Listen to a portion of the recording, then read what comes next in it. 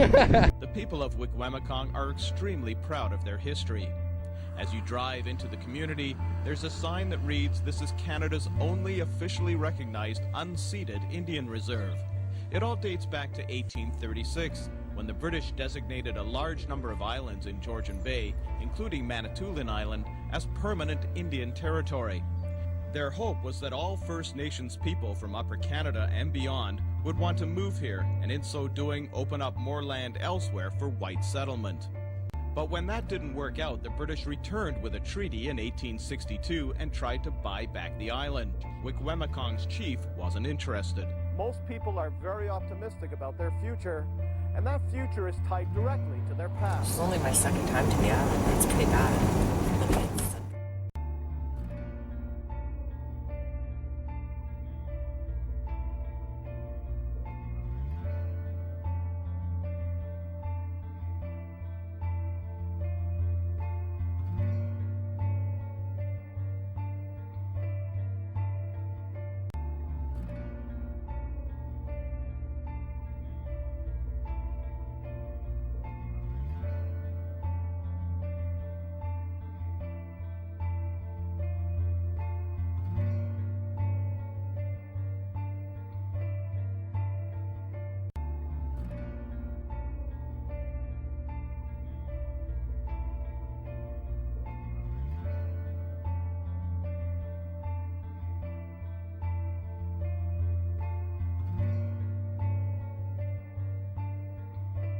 Wikwemikong has its share of problems. There's chronic unemployment, there's alcohol abuse, and there's a serious problem with hard drugs, things like crystal meth and crack cocaine. Okay, so far we met kids that smoke cigarettes at 8 years old, and we met a few crackheads. There are other people in the community who have found a less idyllic way of making a living, dealing drugs. It seemed just about everyone we talked to in the community were not only aware of the drug situation, but most have been affected by it in one way or another. You know, they're hurt. He's only 16 and he's addicted to crack already. And I've already lost a friend like that. And I'd say that the drugs down here are really bad and they need to start doing something. How prevalent is it? How big a problem is it? I'd say it's Very big problem. Really? this. All the young kids are starting to do like pills and weed, Really? What kind of pills are they doing? like perks, oxys, E. As if this is, you guys don't understand. We'll talk about it later. This place is just... I didn't go off on the res. When I did come back, I noticed that things have changed here a lot. There are a lot of drugs here now, a lot of vandalism. Our young kids are... It's unreal as to what you hear about things. What do you hear? How bad is it? On average, here in the community, you hear a lot about people getting stabbed up for reasons unknown. Whether it be involved, they might be involved in the local drug business. There may be some activities for kids during the day, but it's a different story after dark, especially on the weekends.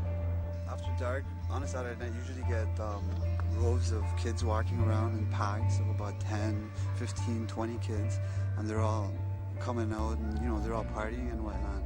And an example that I can give you is about the ambulance story over here, when these guys, an ambulance was called, and then these kids came out and they grabbed the ambulance and they broke off the communications antenna, and they started shaking the ambulance, and it scared the heck out of the paramedics that came.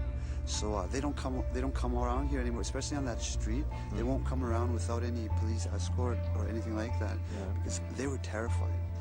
And you know, these kids didn't have any intention of doing any harm. This was all just fun and games to them. Like, they have no intentions of, you know, getting in there and getting at these guys. But it's like wild dogs. But are they drinking? Are they doing drugs? What's the scene? Oh, they are drinking, and, you know, they are doing drugs. You know, it's a Saturday night. It's, you know, in the dark. They're bored, right? There's nothing really left for them to do around here At night. at night. So Everybody drinks. It's a part of the culture, right? Yeah, so they all get together, and that's how their sociological thing, eh? Yeah. That's how they fit in with their own group, and they get together. That's what they do. Yeah. And you know, What kind of drugs are we talking about here? you know, just your typical street drugs. Yeah, gasoline to ecstasy to speed, cocaine, crack cocaine, all that garbage. weed, pot, hash, Everything. just everything. Yeah. In a nutshell, yeah, everything. Pharmaceuticals too are really huge here. Yeah, exactly. Like the prescription drugs, that's a big problem. Huge problem. It's even worse than all the illegal. It's all the OxyContin, Percocets. That's what everybody does. It's you know, like the way I said it there at one time is that it's the painkillers, eh? To get addicted to the painkillers. And the way I think about it, they got a lot of pain in their hearts, so they get addicted to the painkillers. So it numbs everything out for them, huh? And you know, they're bored kids. They don't know what to do. They're lashing out against their own society, like they're products of their surroundings. You know, like I coined a phrase there one time about byproducts of the community, right? So they get their attention and they lash out and they vent any which way they can. Is this something relatively new, or is this something that's been going on a long time, or is it something that's getting worse? Well, I've seen it gradually, the downward spiral.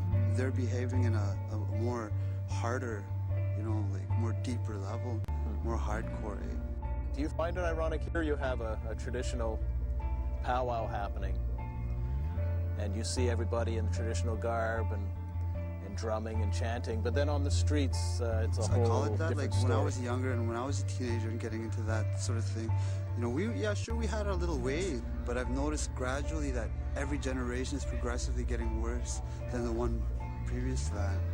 So like the way we did things now, the next generation that comes in is 10 times harder. They're doing things more. And I hate to say it, man, we're kind of like responsible for, they saw us and how we behave. And then they accepted that. And now it's their turn. Isn't it? I mean, you're a mother yourself with kids, you know, and you hear the kind of things that go on here, drugs and alcohol. This night, the rains came and the streets were soon deserted. But according to the people on the front line, like police officer Jamie Peltier, the drug and alcohol situation in Wikwemikong is getting worse. I don't think the problems that are happening in our community are specific to our community. I think they happen all over, but generally we're seeing a lot of property offenses, break-and-enters, mischiefs, vandalism. We're seeing a lot of domestic assaults and things like that. And a lot of the underlying reasons why that's happening, a lot of people figure are because of drugs in the community. There's a lot of drug abuse, alcohol abuse, and things like that. So when we're on patrol, generally that's what we come across. A great percentage of our incidents that we deal with are there's either drugs or alcohol involved in them. Are we talking, you know, just people smoking joints, that kind of thing, or is it more serious than that? It's getting a little bit more serious. I've been on for about 10 years now. And in that time, I've actually seen an increase in the hard type of drugs coming in. Initially, it was like, I don't want to say the soft drugs or whatnot, but I mean things like marijuana and hash. But now we are seeing different types of drugs like crack cocaine, and the heavier drugs are actually making into the community now. Are they getting into the hands of the kids, like high school students, or is it the adults who's using these drugs? At this point, it's kind of a mixture of both. So it is actually getting to the younger groups as well, which is why we want to go into the schools and teach the kids to stay away from this, the illicit drugs and things like that. The unfortunate reality for these students is that there are hardly any job opportunities if they wish to stay in the community. In fact, most people here are on welfare. But we're forever telling our kids, our students, go and get a degree, go and get your education, all that. But after they do get their degrees and get and they graduate, we got nothing to offer them. We're sort of saying to them, go and get your degree and move on.